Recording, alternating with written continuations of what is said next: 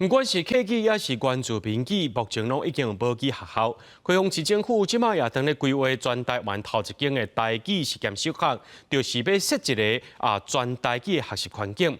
真侪其他地区的无语家庭是听了解新鲜，无语家庭是希望各县市拢会当设。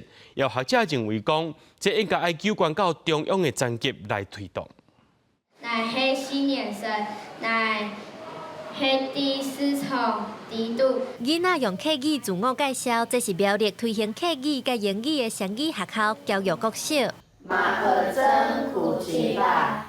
米达翁嘎呼，老师带头用阿美话敬拜，这是花莲的达摩拉共学园，一间讲客语，一间讲阿美话，不过因拢是用家己的母语来教册传承文化。经过民间几若冬的呼吁，台语学校总算也有进展。高雄市当咧争取台湾头间台语实验国校，长期推测相关议题，台语路协会表示，因伫北部接触到的地方政府就较无强烈的意愿。过去无即种例，所以大家拄开始也唔敢做。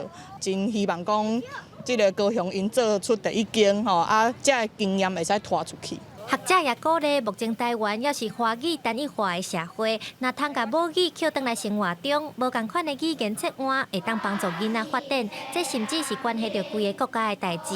学者认为，应该扣到中央的层级去推动。两种语言定定使用来提升囡仔智力的发展，来延缓囡仔未来大汉了后老化的速度。这是关系到咱各国各民国家发展的好事啊！希望这个代志当提升到中央政府的层级。学者表示，设立台语学校，通增加讲台语的环境，创造多元语言的环境，是关系到规个国家的发展。望中央政府会当重视，未来也通伫无共县市设立台语学校。